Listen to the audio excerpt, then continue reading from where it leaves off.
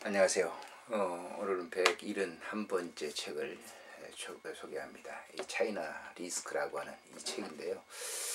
차이나 리스크는 뭐 기업하시는 분들은 잘 알겠지만은 중국 경제라고 하는 것이 상당히 이제 어려움이 있을 때 뭐 계약하고 뭐 이런 것들을 했지만은 어려움이 닥치게 되면 그냥 빈손으로 나올 수 있다, 어려움을 당할 수 있다라고 하는 그런 뜻의 책입니다. 제가 이 책을 이렇게 쭉 보면서 오래전에 이제 읽었습니다만 이 책이 박태준 씨 포항제철이죠. 이분이 이제 일본에 그때 당시에 이제 정치적 경쟁이 어려움이 있을 때 일본에 이제 가 계셨을 때 이 책을 이렇게 이 저자를 알게 됐고 이 책을 번역을 그분이 하셨는데 물론 다른 분들이 이제 다듬었겠죠. 그래서 이 책의 저자는 이제 구영한 씨라고 대만 출신의 경제학자입니다. 그래서 경제 컨설팅 그런 자문도 하고 그런 전문가인데요. 이분이 쓴 책을 이제 그 당시에 일본에서 지내시던 이제 박태준 씨가 이제 번역을 한 겁니다. 그래서 그 번역한 이유에 대해서 이렇게 잠시 써놨는데요. 4박 5일 중국 여행에 뒤어 유럽, 미국에 걸친 약 3개월의 여행을 마치고 다시 일본으로 돌아온 8월 말 동경에서 한 서점에서 우연히 접하게 된 것이 바로 구영환 씨의 저서인 이 책이었다. 저자인 구영환 선생의 이름을 익히 알고 있었던 데다가 일본에서도 비교적 지식인의 잡지에 속하는 포튼지에 연재되던 글을 몇 차례 읽은 기억도 있는 터라 서점에 나간 길에 한 권을 집어들고 읽기 시작했다. 책 속에는 중국인 기질이나 사상적 차이 혹은 중국 시장의 특성을 비롯한 여러 가지 유형의 위험성, 이른바 차이나 리스크에 관련하여 중국 시장의 사업을 벌이고자 하는 외국인의 입장에서 유념해야 할 사항들이 저자의 자신의 체험을 바탕으로 재미있으면서 설득력 있게 기록되었다. 바로 이 책이 바로 그런 책입니다. 중국에 진출했던 우리 기업들 가운데 중국 투자에 이르는 각가지의 투자 위협에 대비한 치밀한 하지 못한 준비와 중국과 중국인에 대한 이해 부족 등으로 인해 피해를 입거나 철수해버린 기업의 수가 하나둘이 아니라고 하는 사실이 익히 들은 바 알고 있는 일이다. 이 책을 읽으면서 나는 문득 이런 책이라면 중국에 진출해 있거나 앞으로 진출하고자 하는 우리 기업이나 실무자들도 한 번쯤은 읽어볼 필요가 있다고 생각을 했다. 그 무렵 과거 내가 포항제철에서 일하고 있을 당시부터 오늘에 이르기까지 변함없이 나를 도와주고 있던 도서출판 한송 이 사장이 이제 이 책을 내자고 해서 이제 지금까지 잊고 있었는데 책을 내자고 했었는데 잊고 있었는데 지난 11월 초순 운정재단에서 상을 하나 주겠다고 해서 귀국해서 뜻밖의 그분을 만났는데 저자인 구영환 씨 측의 번역을 계약했다. 그래서 이 책을 이렇게 번역을 하게 됐다라고 하는 것이죠. 그래서 이 구영환 씨의 이제 대만 출신이면서 중국 경제 전체적인 흐름을 갖다가 그때 당시에 이 책을 갖다 이렇게 쭉 내게 됐는데요. 이 책의 제목만 보더라도 당시에 이 얼마나 그 해안을 가지고 쓴 책인가를 알 수 있죠.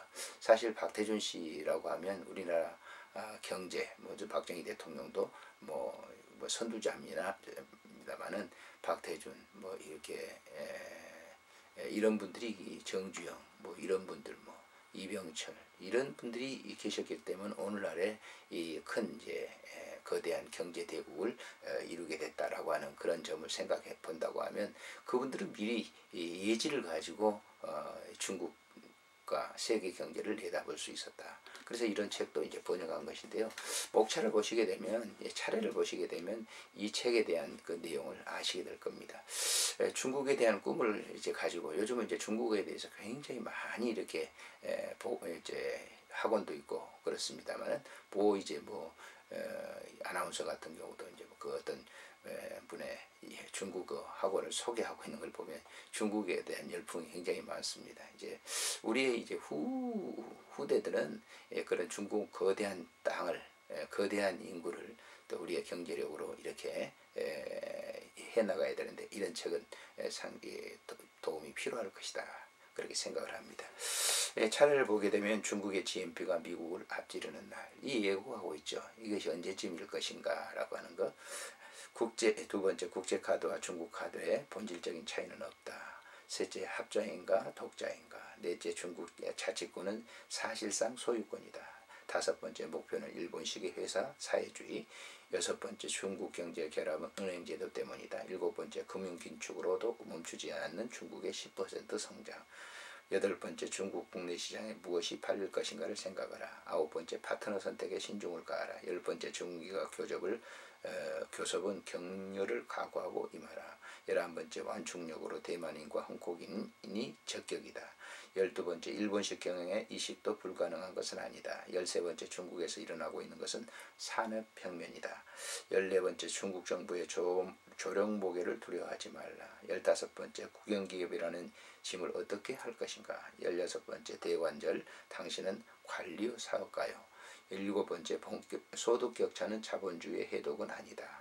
18번째, 소득격차는 경제발전을 자극한다. 19번째, 지방분권은 오케이, 분립독립은 노. 20번째, 농민이 줄면 문제의 태반은 해결된다.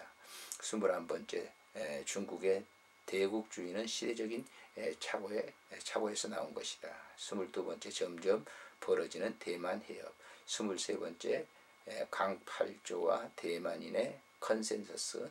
24번째, 개혁 개방 노선과 호랑이 사냥.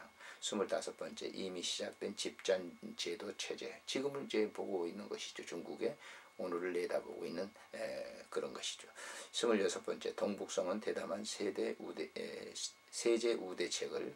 27번째, 밀어붙이다가 물러서는 것이 중국인의 고와 배교. 28번째, 홍콩에 반한 이유를 좌우하게 될 행정장관의 인사.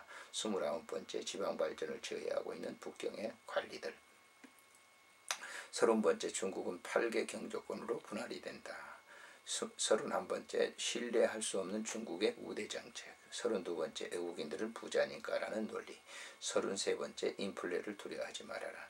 34번째, 12억 시장을 도전하기 위한 발판이 무엇인가. 35번째, 중대만 통일은 100년이 걸려도 길지 않다.